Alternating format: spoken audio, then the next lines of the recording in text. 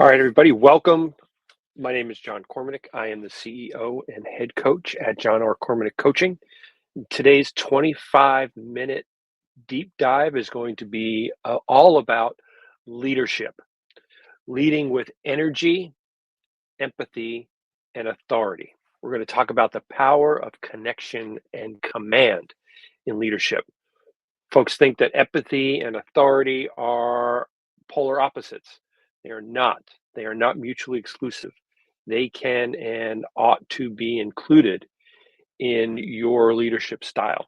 And of course, we will do all of this through the lens of energy leadership, the foundation for my coaching practice with outstanding world class lawyers the world over.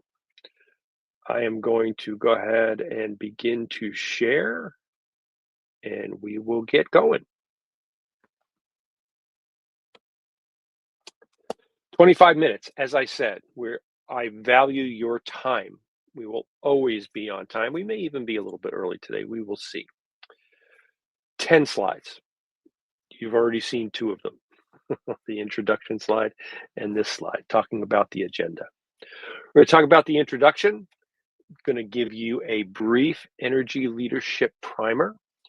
If you know me, if you follow my writings, if you follow my videos, if you at all have connected with me, you will know a little bit about energy leadership. I'll give you a quick primer about the 7 levels of energy, what it's all about. Then we're going to talk about balancing empathy and authority. There is a balance there. There's a balance that can be found.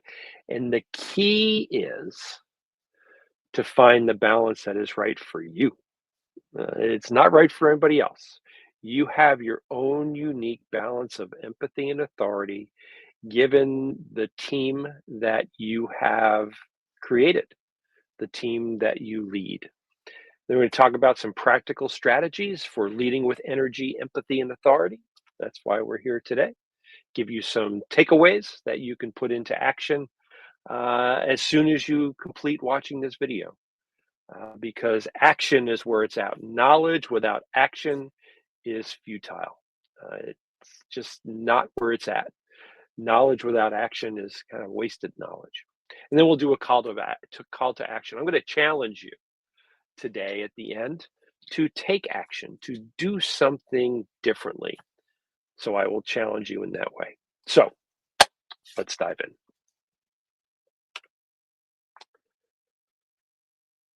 What we're all about today is understanding that balance between empathy and authority. As I said, they are not mutually exclusive. You can be empathetic and authoritative, and you can be authoritative and empathetic. They are not mutually exclusive. The key question for you to keep in mind as we spend our time together today is, how can I, as a leader, create a high performing and engaged team by integrating empathy and authority into my leadership style? Whether you understand it or not, whether you own it or not, whether you believe it or not, you have a leadership style. Is it intentional or is it by default? That's a question for you to really lean into. And for your leadership style, if it is intentional, where is empathy and where is authority? What's the downside of leading too much in one area and not enough in another area? There are upsides and downsides to everything. It's like the old Chinese proverb of the farmer. I'm going to shorten it real quick for you here because we only have 25 minutes. The farmer's horse ran away, and the village came and they were lamenting it. Oh, it's so bad. Your horse ran away. And the farmer says, I don't know if it's good or bad. The horse comes back with 2 other horses. So the farmer is +2 on horses. And the village comes and say, oh, heavens, you're so lucky. The horses came back and now you have more. And the farmer says, I don't know if it's good or bad. Then the son is trying to break one of the new horses. And he gets bucked and breaks his leg, and the villagers come and they say, "Oh, it's so terrible. Your son, he broke his leg." And the farmer says, "I don't know if it's good or bad." And then the next day, the military came around and they were recruiting all young men for the military. Recruiting is a euphemism here. They were taking them for military service, they were drafting them. And the villagers came and said, "Oh, it's so bad." And because the farmer's son wasn't taken because he had a broken leg, the farmer says, "I don't know if it's good or bad," right? We it's situationally dependent. And the more we label things, the more we think of them as good or bad, the more it kind of affects how we operate in the space. And if we are agnostic to things, if we are more like the Stoics and simply recognize the facts and move forward with the facts, we're going to be much better served. And so, is your leadership style intentional or by default? And your key question as we move through our time together today is, how can I create a high performing team and an engaged team by integrating empathy and authority? Energy leadership primer. How do you show up energetically? And how does your leadership style influence those around you? Empathy is a specific level on the energy leadership framework, as is authority. And where they sit may not be where you think they sit. So let's talk about the 7 levels of energy. Level one is the victim mentality. I call it Eeyore. Woe is me. I'm a victim. The universe is against me, or the gods are against me, or whatever it is, right? And that is a place of powerlessness. We do not feel at all powerful to take action because we do not feel in control. That's level one. Not good, not bad, just is. Level one. Level two is conflict. This is where we control through fear and competition. We might think that authority resides in level two. It doesn't. Authority does not reside in level two. Perhaps extreme authority does. I'm thinking I'm of a certain vintage. And so I remember Coach Bobby Knight of the Indiana Hoosiers. Coach Bobby Knight was the kind of guy who would throw a chair across the gym. He was the kind of guy, the kind of coach who would grab his players by their jerseys and pull them and yell at them and be in their faces. That is controlling through fear. And I will venture to say, in the NIL world of NCAA sports today, Bobby Knight would not have survived. Back then, in the 70s and 80s, his players didn't really have a choice. They had to go to University of Indiana. If that's what they chose, they couldn't go to other places. Today, players are not going to be about that. And today, your team is not going to be about that. You may have been led through fear and competition as you were coming up as a lawyer. I don't know. We know that there are lawyers who are out there who are like that, who are Bobby Knight esque. Today, the legal market is such the world over that people will leave. They will not stand for it. And so that level two conflict is not sustainable from a leadership position. Level three, back to energy leadership, is responsibility. We rationalize, we tolerate, we do things that we want to get to the goal, and we want to tolerate the nonsense, and we rationalize it away. Well, they're having a bad day, or whatever it is, we rationalize and we don't get back to the root problem. Level four is concern. This is service and connection. And level four is empathy dominant, right? Level four is the place where empathy resides, service and connection. Level five is win win. Level five is actually where authority lies. It is based on opportunity and collaboration. How do we collaborate and view opportunities, challenges as opportunities? How do we do that? That's level five. Level six is the visionary space. Innovate and inspire.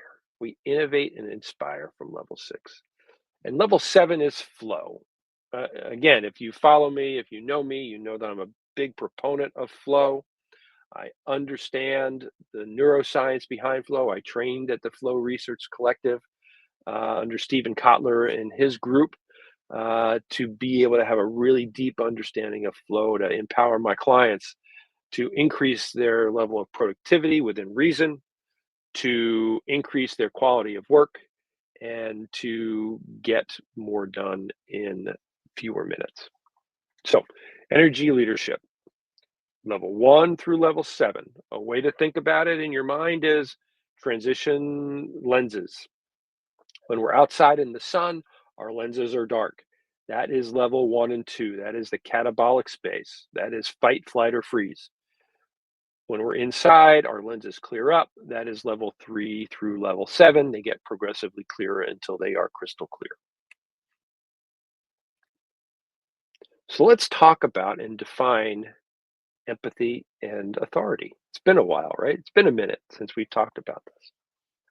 So, empathy is understanding and sharing the feelings of others. That is at its core what empathy is. I see you, the person sitting across from me. I see you, Jane, and I feel your pain to a certain extent. So I share those feelings. Oh, that must be terrible. Things like that. I understand because I've either been through it before, or someone in my family has been through it, or I've been through a similar experience. So I understand, Jane, what you're going through, and I share the pain that you experience. That is empathy. Authority. Authority is not throwing the chair across the gym. That's bullying. Authority is providing clear direction, creating an accountability structure where people are held accountable, and being decisive. Those are the differences between empathy and authority. What are the pitfalls of extreme empathy? Right? What are the pitfalls of extreme empathy? Staying stuck is a pitfall of extreme empathy. We don't move forward because I'm empathetic with the person sitting across the table from me. A lack of accountability is a pitfall of extreme empathy because I feel so much for them that I don't hold them accountable. One of the hidden things, it's pernicious, but one of the hidden things about extreme empathy is its effect on the team. Jane gets away with stuff that I don't get away with. The, you know, the managing partner likes Jane more than she likes me. It's that pernicious stuff. If we're in the extreme part of empathy, then it affects the team. It not only keeps the organization stuck, it, it holds Jane back from being accountable, but it also affects the morale of the team because they see what's going on and they recognize that, well, you say one thing, managing partner, but you do another, especially when it comes to her, or at least in this instant. Even if it's just one instance, it has an effect on the team. It You don't trust. You don't trust.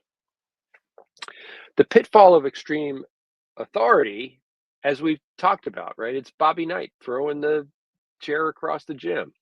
It's the managing partner throwing the whiteboard marker at an associate. I mean, we've all heard stories about this stuff if we haven't experienced it ourselves. And we know that one of the main issues with extreme authority is people will leave. And I read a study recently that said when a 3 to 5 year associate walks out the door, a well trained 3 to 5 year associate walks out the door, it costs your law firm between $250,000 and $500,000. That's what it costs.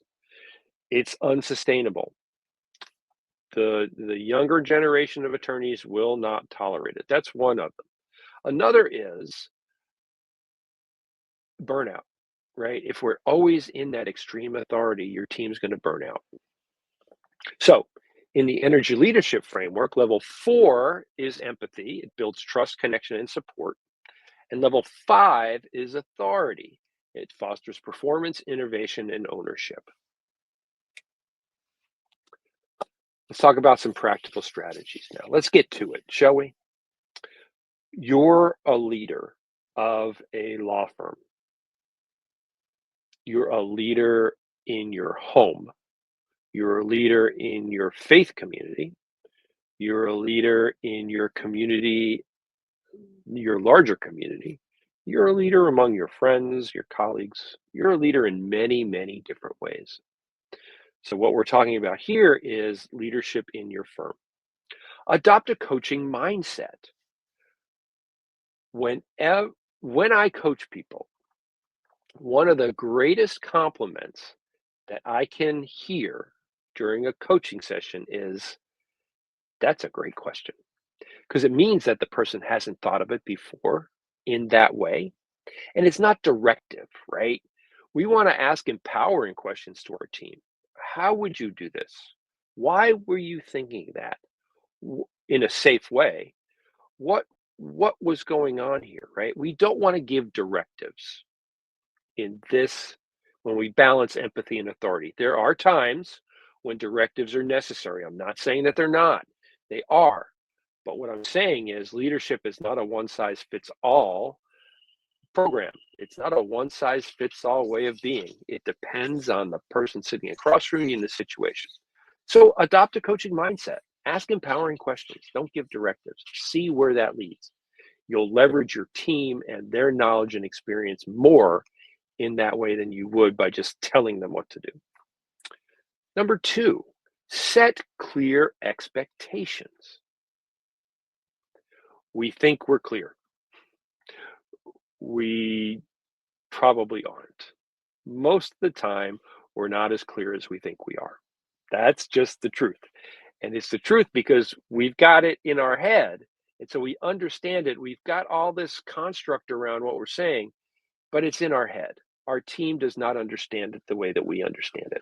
So you have to set clear expectations. It's incumbent upon you as a leader to set clear expectations. You define success and allow autonomy by doing that. What do I mean by define success and allow autonomy? This is the goal. How are we going to get there? Jane, Jim, Bob, Bill. How are we going to get there? That creates autonomy, and autonomy creates buy in. And when our team is bought in, they're going to work really hard for you.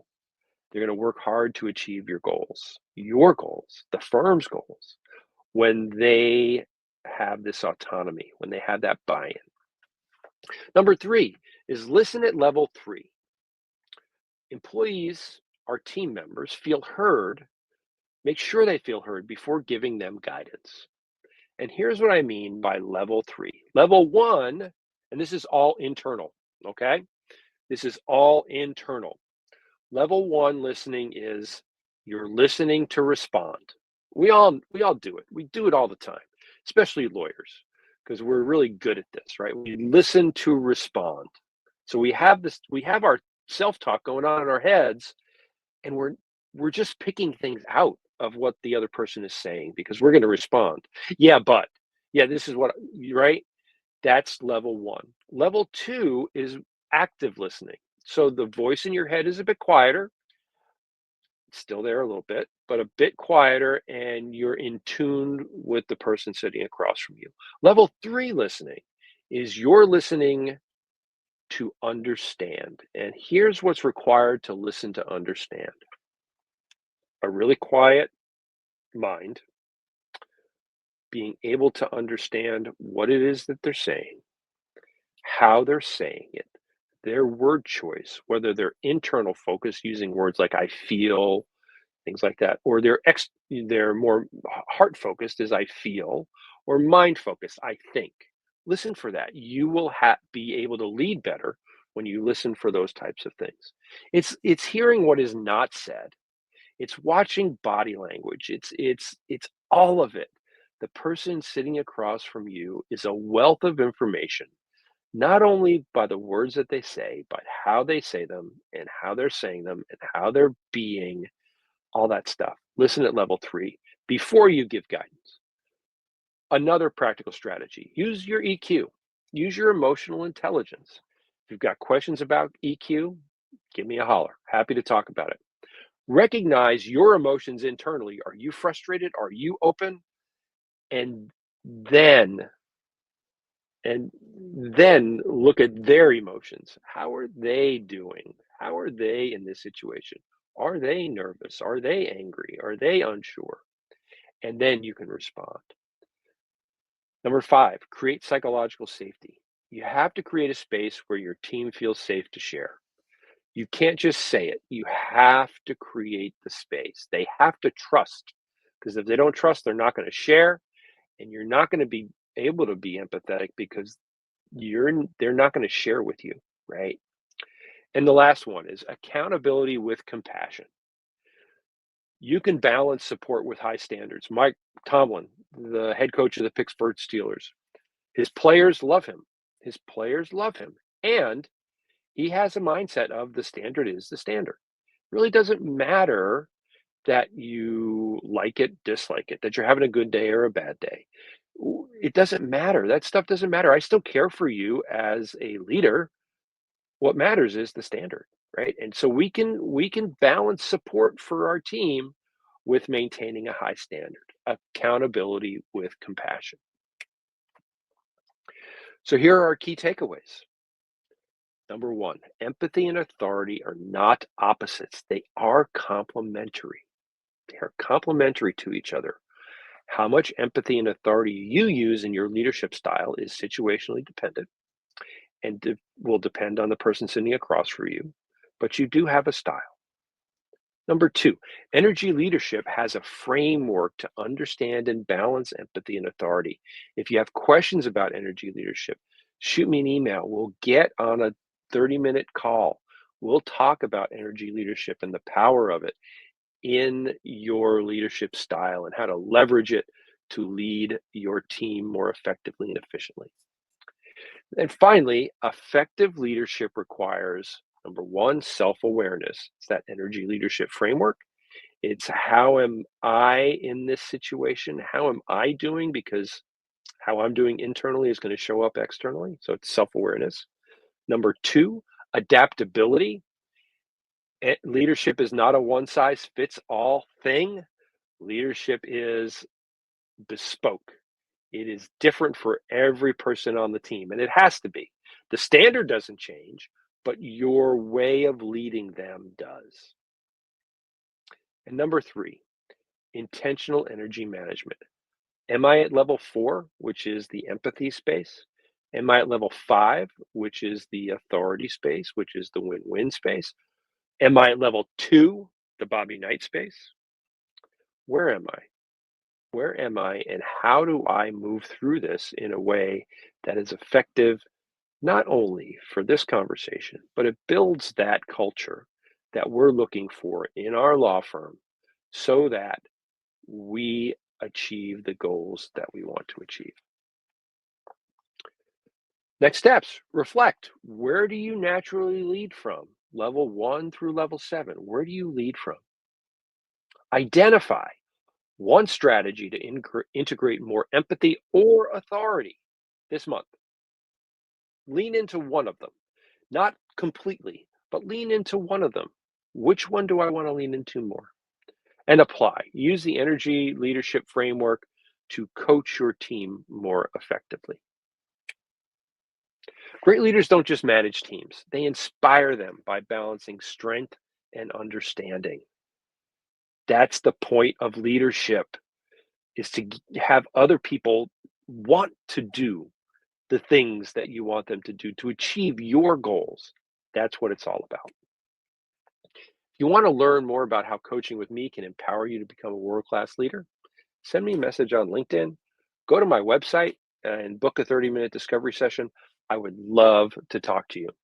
That's a wrap for this month's live presentation. I trust that you found value. I will see you next month.